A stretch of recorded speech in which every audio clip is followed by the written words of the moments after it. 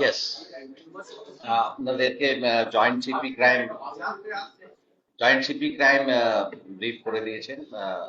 একটা gang UP থেকে এসেছিল, 5 জন ধরা পড়েছে উইথ আর্মস অ্যামিনিশনস, অ্যান্ড ওদের এক্সাক্ট মোটিভ কি আছে সেটা তদন্ত হচ্ছে।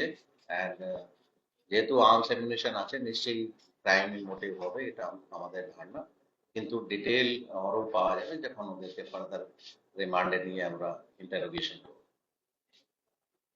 স্যার, এর আগে আমরা দেখেছি যে বিভিন্ন ধরনের ক্রাইম, কখনো পুলিশ জানার কেসে কাউন্সিলরকে লক্ষ্য করে, বা কখনো চিন্তাই বা দেখা যাচ্ছে লুট ডাকাতি, সেক্ষেত্রেও বাইরের রাজ্যে ভিন রাজ্যে দুষ্কৃতীদের আনাগোনার বিষয় সম্প্রতিকালে বেশ কয়েকটা উদাহরণ রয়েছে, শুধু কলকাতার আশেপাশে অঞ্চল।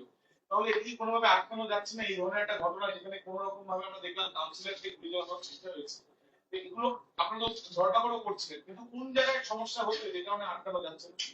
বাইরে থেকে প্রত্যেক স্টেটে, শুধু ওয়েস্ট বেঙ্গলই, প্রত্যেক স্টেটে প্রচুর লোক যায়।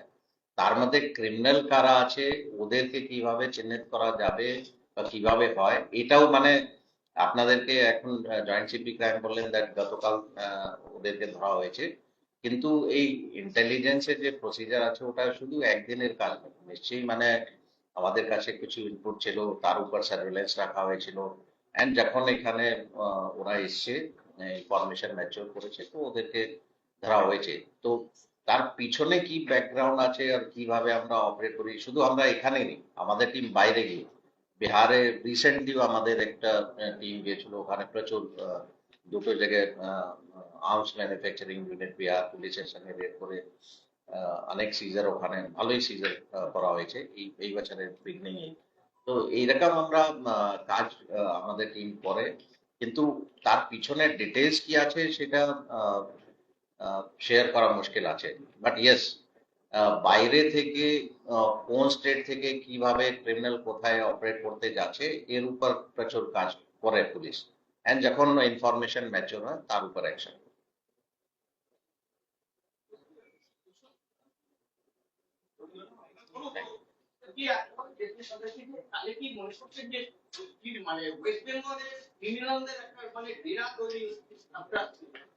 না, এটা এইভাবে আহ, মানে জেনারেলাইজ করা খুব মুশকিল আছে। ক্রিমিনাল শুধু ওয়েস্ট বেঙ্গল নেই, ওরা বিভিন্ন জায়গা থেকে বিভিন্ন জায়গায় যায়।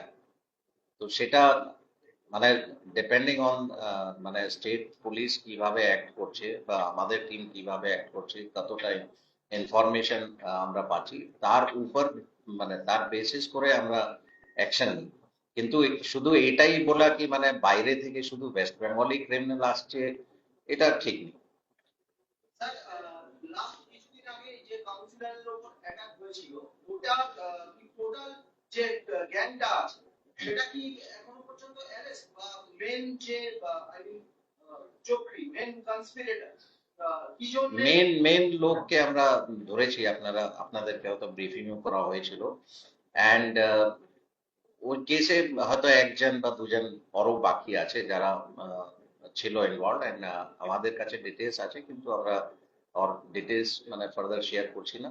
কিন্তু ওই কেসে মোর অর লেস আমরা সবাইকে ফিক্সড আপ করতে পেরেছি, অ্যান্ড অনেক জানি ম্যাক্সিমাম লোক অ্যারেস্ট হয়েছে। মোটিভ যেটা পাওয়া গেছিল তখন আপনারা জানিয়েছিলেন যে এই জমি জমা ল্যান্ড নিয়ে কিছু ডিসপিউট হয়েছিল, ওইটাই কি মোটিভ?